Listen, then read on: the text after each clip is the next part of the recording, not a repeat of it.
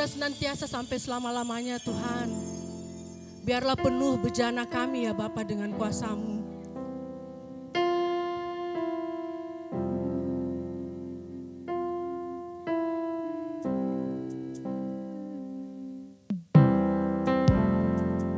Kami mau persembahkan hidup kami ya Bapa, bejana kami ya Bapa. Kami tersungkur di kaki-Mu ya Bapa, merasakan hadirat Engkau pagi ini.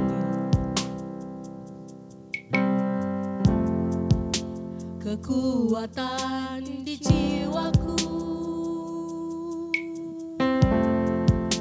ketenangan di batinku, ada dalam hadirat-Mu, ku menyembah-Mu.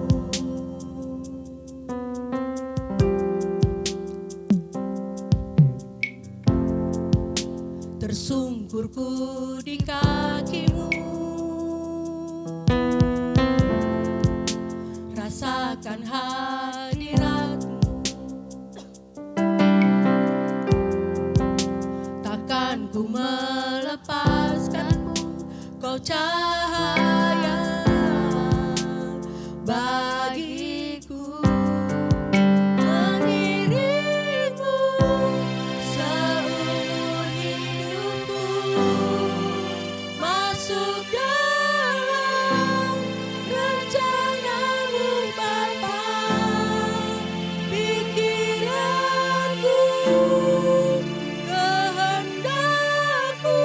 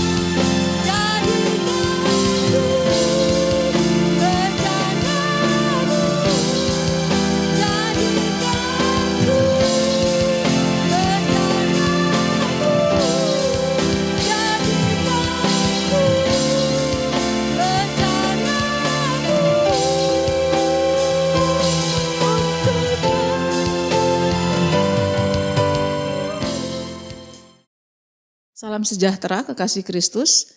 Bagaimana keadaan saudara? Saya berdoa supaya seperti jiwa kita baik-baik saja, maka kesehatan, anugerah dan berkat kita juga baik-baik saja. Saya percaya, saya selalu katakan bahwa Tuhan Yesus itu setia. Kemarin, hari ini, sampai Maranatha dia datang kedua kalinya. Saya yakin tidak ada seorang pun di antara kita yang kehidupannya begitu mulus, begitu baik-baik saja. Kita lewat badai, lewat gelombang, tapi justru di tengah-tengah kesulitan, anugerah Tuhan, kasih-Nya, mujizat Tuhan bisa terjadi di dalam kehidupan kita. Hari ini saudara, saya melanjutkan khotbah pelajaran firman dan saya memberi judul Iman dan Keberanian. Iman dan keberanian. Minggu lalu kita belajar tentang iman dan mujizat dari tokoh Alkitab yaitu Elia. Bagaimana kepercayaan Elia kepada Tuhan menghasilkan mujizat yang supranatural, yang mustahil menjadi mungkin. Saya rindu untuk saudara mengikuti apa yang saya sampaikan di minggu yang lalu. Dan saya rindu hari ini juga Tuhan menjamah, Tuhan melawat. Saya percaya bahwa kebenaran firman Tuhan tidak secara kebetulan disampaikan dan tidak akan kembali dengan sia-sia. Iman dan keberanian, saudara. Mari kita baca Roma 10 ayat 17. Saya membuka dengan ayat ini. Jadi iman timbul dari pendengaran dan pendengaran oleh firman Kristus. Sekali lagi mari kita baca sama-sama 2, 3. Jadi iman timbul dari pendengaran dan pendengaran oleh firman Kristus. Minggu lalu kita sama-sama mendalami bahwa iman adalah dasar dari hal yang kita harapkan dan bukti dari sesuatu yang kita tidak lihat. Bahwa iman itu percaya kepada pribadi Tuhan. Tidak tergantung apa dan bagaimana keadaan yang sedang kita hadapi. Nah, iman itu timbul dari mana? Faith comes dari mana? Dan Alkitab katakan iman timbul dari pendengaran. Diulang, pendengaran. Hearing and hearing. Pendengaran dan pendengaran. Oleh apa? Oleh firman Tuhan. Nah saudara, jangan sepelekan apa yang kita dengar. Yang percaya katakan amin. Jangan sepelekan apa yang saya dan saudara dengar. Nah mendengar, hearing and hearing. Mendengar dan mendengar firman, maknanya apa saudara? Kita tidak setiap hari mendengar Tuhan berbicara dengan suara, dengan audible voice. Kita hanya mungkin katakanlah seminggu sekali atau seminggu 2 kali mendengar khotbah. Tetapi yang dimaksud mendengar dan mendengar firman maknanya adalah memberi waktu. Dan menyiapkan sikap hati yang dengan sengaja membaca, ya, menggarisbawahi. Saya sampai hari ini masih mengerjakan Alkitab buku seperti itu, tenggelam dalam firman. Nah setelah kita kerjakan itu, Tuhan akan berbicara secara khusus di hati kita. Selama 2 minggu ini saya tergerak dan terbeban untuk kita kembali mencintai firman Tuhan. Sebagai hamba Tuhan bisa saja dengan mudah hanya membaca firman untuk persiapan khotbah. Tetapi itu tidak sedang mendengar dan mendengar firman Tuhan.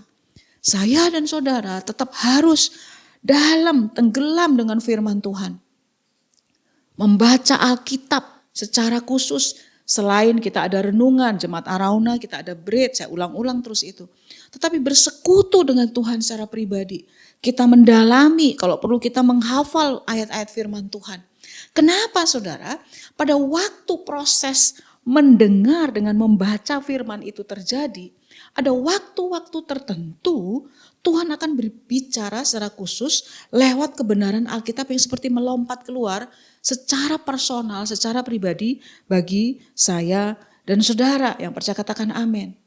Satu waktu saudara, di tengah keadaan oke-oke saja, saya bisa bangun pagi dengan kemarahan, kesedihan yang luar biasa. Hah? Hamba Tuhan juga bisa? Bisa.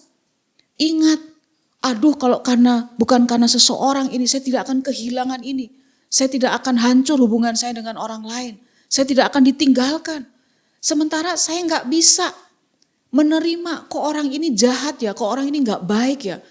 Kok saya dirugikan dan dia diem, dia nggak minta maaf, dia nggak minta ampun. Saudara itu bisa langsung benih yang ditabur iblis di pagi hari, nggak ada masalah, nggak ada apa. Tapi detik itu juga tiba-tiba firman Tuhan muncul. Bergembiralah karena Tuhan, sebab Ia yang akan memberikan kepadamu keinginan hatimu. Kalau saya nggak pernah membaca, tidak pernah mendengar firman Tuhan dengan cara membaca firman Tuhan, Tuhan nggak akan menuntun secara pribadi hari itu dengan firman yang membebaskan. Dan hari itu saya mengalami kekuatan baru. Saudara, sementara saya belajar mengajar hari ini, mungkin kau ada yang sedang dalam masa-masa yang gak mudah. Tiba-tiba ada pergolakan batin. Izinkan firman Tuhan yang logos itu dihidupkan oleh Tuhan. Nah saudara, saya rindu kita belajar sedikit.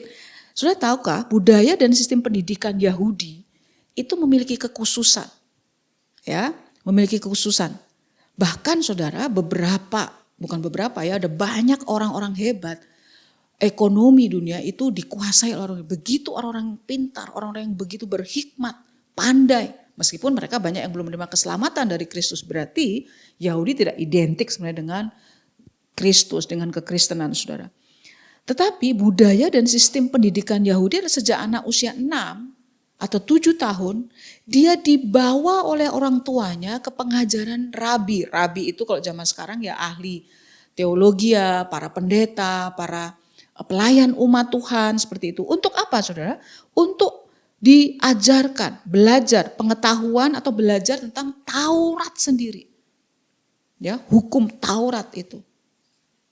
Nah, tidak heran setelah dewasa dan dimanapun mereka berada, kekuatan Taurat itu bisa tetap tinggal dalam diri seorang Yahudi.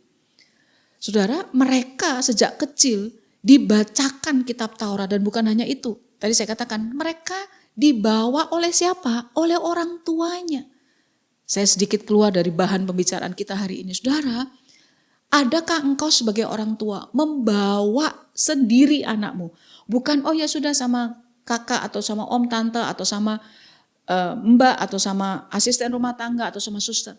Tapi adakah saya dan saudara menjadi orang tua yang membawa anak-anak kita untuk belajar firman, punya hubungan pribadi dengan Tuhan. Saya berdoa dimanapun engkau berada dan apapun yang sedang kau kerjakan. Tuhan menjamahmu. Kalau engkau sebagai orang tua dari satu anak atau lebih dari satu anak. Mari kita bawa anak-anak kita untuk hearing and hearing. Mendengar dan mendengar firman Tuhan. Belajar firman Tuhan. Mencintai firman Tuhan. Nah saudara, sehingga kita melihat atau saya pelajari orang-orang Yahudi itu dimanapun mereka ada. Mereka ada culture, ada budaya. Tidak ada yang salah dengan budaya, saudara. Tapi budaya yang tidak berfokus dan menyembah Kristus Yesus itu yang tidak benar. Tapi budaya adalah sebuah kekuatan yang memampukan seseorang atau bahkan satu komunitas untuk mengerjakan hal yang sama turun-temurun. Sekalipun mereka dibuang kemana saja, kekuatan dan pengetahuan hukum Taurat mereka betul-betul tidak berubah. Kenapa? Karena sejak mereka kecil, orang tuanya sendiri yang membawa kepada rabi, kepada hamba-hamba Tuhan, katakanlah seperti itu ya. Katakanlah pendeta atau imam hari itu. Tapi lebih dari itu, orang tuanya gak mungkin membawa anaknya kalau dia sendiri, betul saudara, tidak tenggelam dalam Taurat waktu itu. Bahkan saudara, mereka punya satu alat setiap kali mereka ingat itu, mereka mengucapkan Taurat seperti itu. Dan itu diturun-temurun. Nah ini melatar belakangi kisah kita tentang Daniel. Daniel itu adalah anak-anak muda keturunan raja, keturunan bangsawan yang sangat terpilih. Yang diambil di Raja Nebukadnezar saudara untuk dibawa ke kerajaan Babel.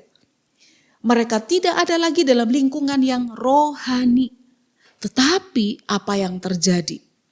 Daniel, Sadrah, Mesah, Abednego menjadi kesaksian. Menjadi alat kemuliaan Tuhan dinyatakan di bangsa Babel.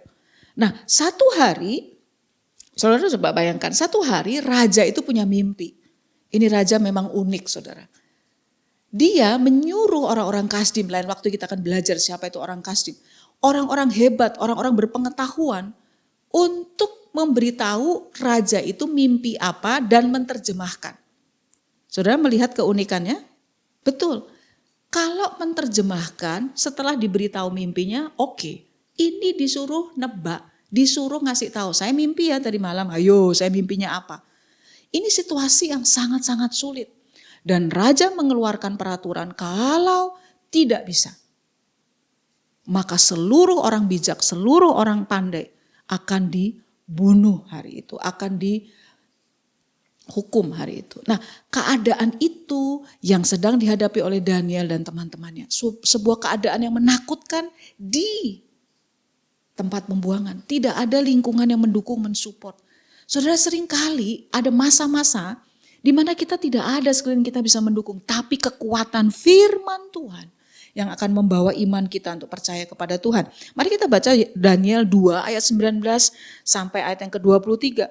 Saya sarankan saudara juga mengajak anak-anak saudara yang pemuda, pemudi, remaja untuk belajar firman Tuhan hari ini bersama-sama. Saya sangat semangat karena ini menjadi dasar untuk kekuatan Allah dinyatakan di generasi kita. Daniel 2 ayat 19. Maka rahasia itu disingkapkan kepada Daniel dalam suatu penglihatan malam. Lalu Daniel memuji Allah semesta langit. Saudara perhatikan ayat-ayat, kata-kata yang berbeda warna. Berkatalah Daniel, terpujilah nama Allah dari selama-lamanya sampai selama-lamanya. Sebab daripada dialah hikmat dan kekuatan. Dia mengubah saat dan waktu. Dia memecat raja dan mengangkat raja. Dia memberi hikmat kepada orang bijaksana dan pengetahuan kepada orang yang berpengertian. Dialah yang menyingkapkan hal-hal yang tidak terduga dan yang tersembunyi. Dia tahu apa yang ada di dalam gelap dan terang ada padanya.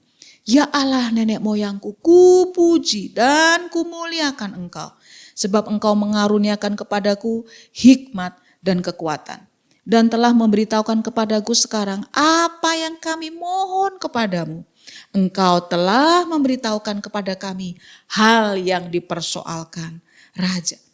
Ada beberapa hal penekanan yang luar biasa dari ayat kita baca.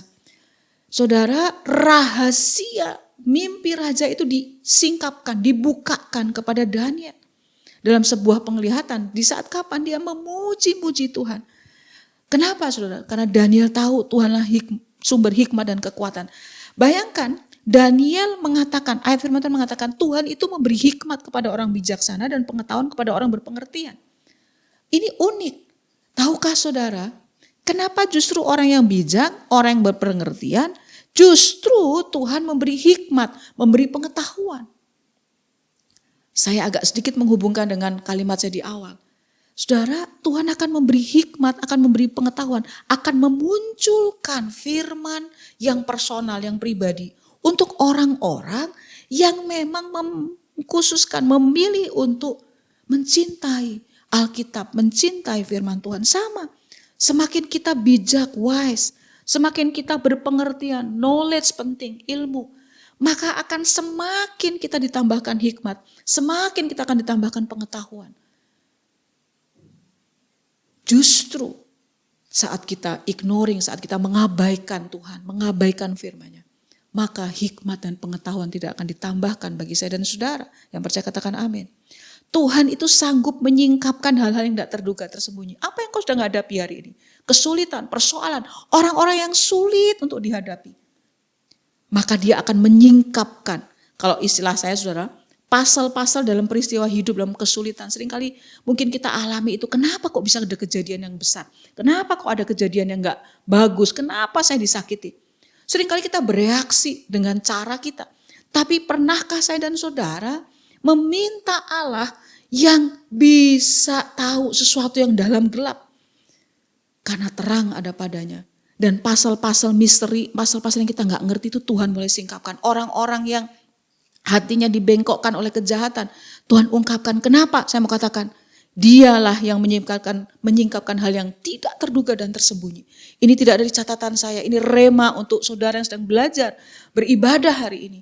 Engkau mungkin sedang menghadapi hal-hal yang gak mudah, gak diketahui oleh dirimu. Minta Tuhan singkapkan pasal-pasal yang tersembunyi, bagian-bagian keping yang kacau, sehingga engkau bisa menghadapi seperti Daniel menghadapi. Dan Tuhan menjawab doa Daniel. Dia diberitahu, semuanya gak ada yang tahu saudara, tapi satu-satunya Daniel tahu. Kenapa? Dia punya Allah yang hidup, yang percaya katakan amin. Dia sanggup mengubahkan saat dan waktu dikatakan. Dia sanggup memilih dan menurunkan raja dikatakan tadi ya. Memecat dan mengangkat raja. Saudara, jangan tinggal dalam ketakutan, jangan tinggal dalam kesedihan rasa sakit. Tuhan yang akan berdaulat untuk apa saudara? Memecat dan mengangkat raja, mengubah saat dan waktu. Tuhan yang sama, Allahnya Daniel adalah Allah yang hadir hari ini. Nah, di dalam dunia ini saudara, salah satu masalah yang kita hadapi adalah namanya ketakutan. Katakan sama-sama ketakutan. Bapak Gembala, Pak Immanuel pernah mengatakan satu quote, kata-kata yang sangat memberkati saya. Ketakutan atau kekhawatiran itu mirip dengan iman. Hanya bedanya kalau iman itu fokusnya kepada Tuhan, percaya kepada firman Tuhan. Tapi ketakutan dan iman melihat dan percaya kepada sesuatu yang belum terjadi atau sesuatu yang kelihatan oleh mata kita. Nah, untuk mengatasinya, ketakutan itu kita perlu memerlukan keberanian dari Tuhan. Spirit of boldness. Bukan keberanian karena kita mampu, karena kita gagah perkasa. Kita bisa meneladani Daniel yang memiliki apa? Keberanian. Kenapa Daniel memiliki keberanian, spirit of boldness yang berbeda dengan orang-orang lain, saudara? Karena dia memiliki beberapa kebiasaan, budaya. Tadi saya juga membuka dengan bagaimana orang-orang Yahudi, orang-orang di zaman Israel sampai hari ini itu mendidik anak-anak mereka.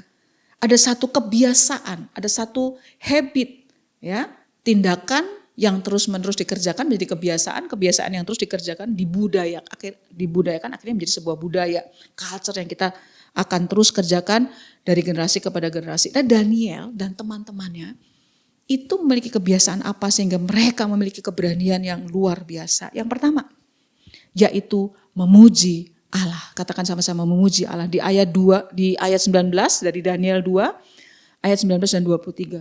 Saudara, pujian itu adalah respon kita terhadap apa yang telah dilakukan Allah. Banyak hal yang telah dikerjakan Tuhan. Menolong, memimpin, memberkati, melindungi kita. Kita memuji, kita bersaksi. Ayo, kapan terakhir saudara menceritakan kebaikan Tuhan kepada orang lain? Memuji Tuhan. Apa yang sering keluar dari mulut saya dan mulut saudara. Kata-kata pujian. Daniel itu suka memuji Allah.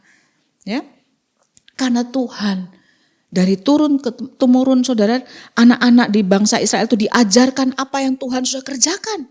Sehingga mereka memuji Allahnya. Dia nggak langsung melaporkan persoalan yang mau dibunuh kalau nggak bisa menerjemahkan mimpi raja. Tapi dia mendahului.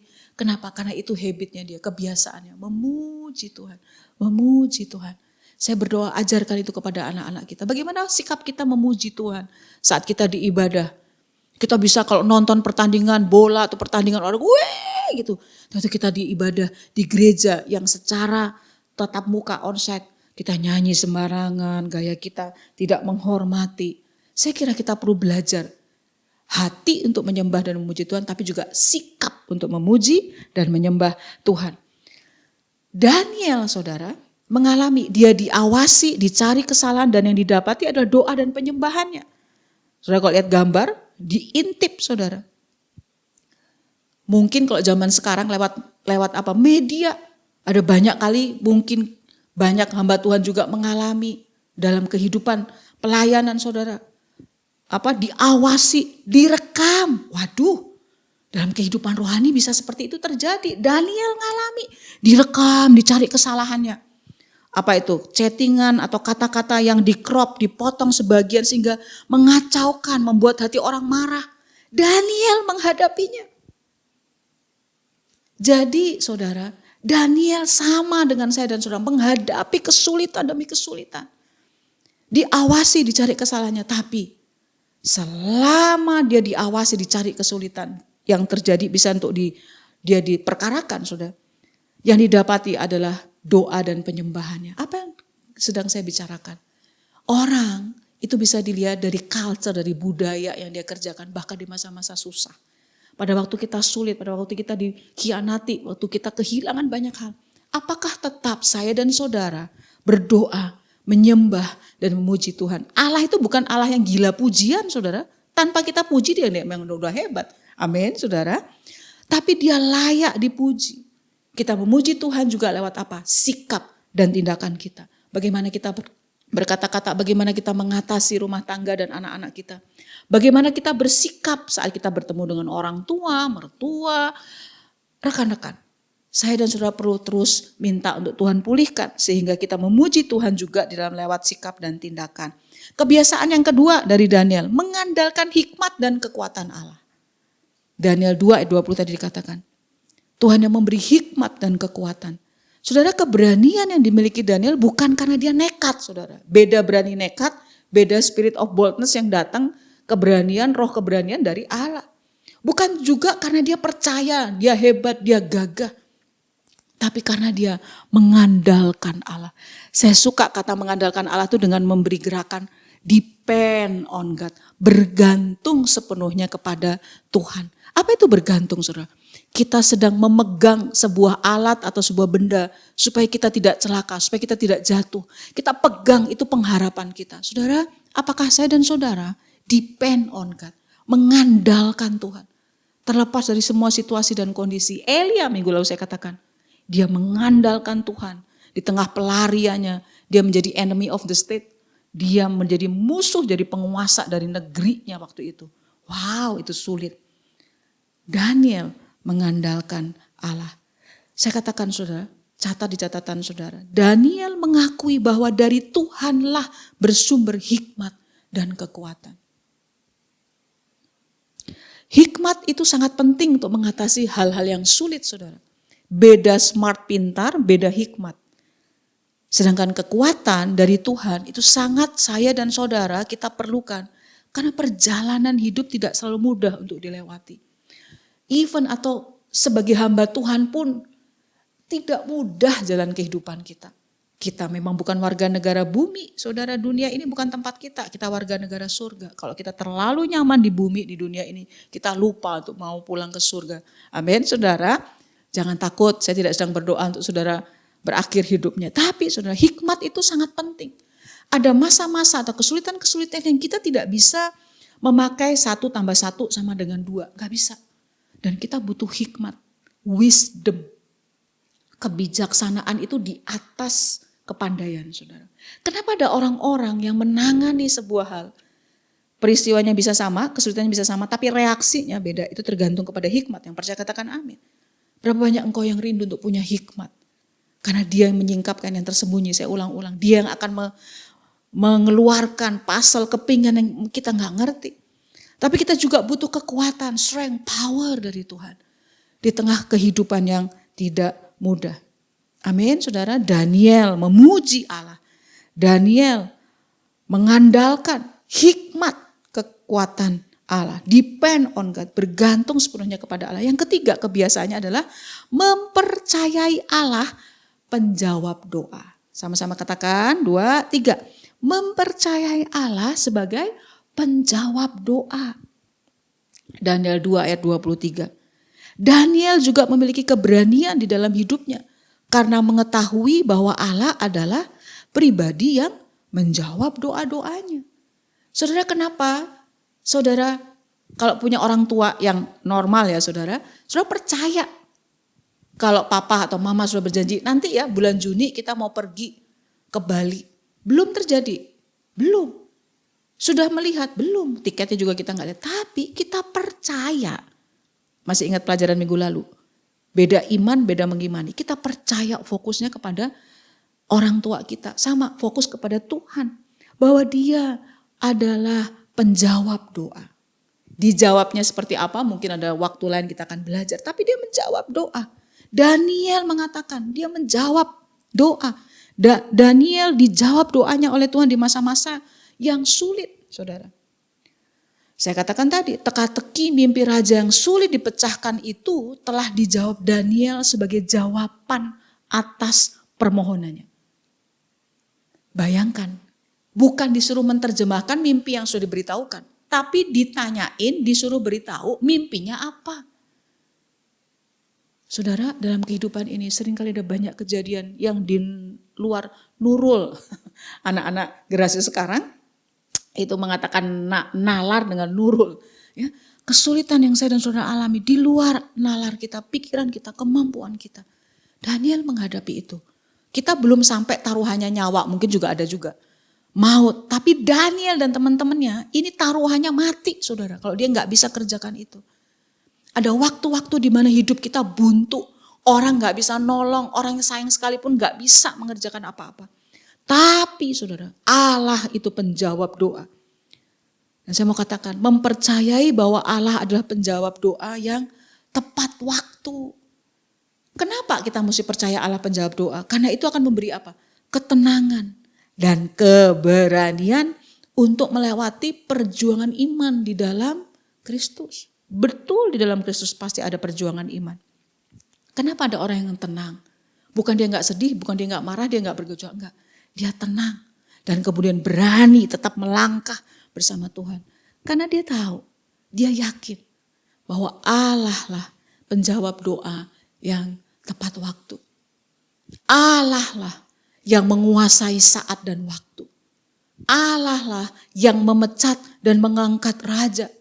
Allah lah yang menyingkapkan apa yang dalam gelap. Di dalam Tuhan, di dalam firman dan perkataannya, kita mendapatkan pelita, lampu penerang jalan kita. Kenapa jalanmu gelap?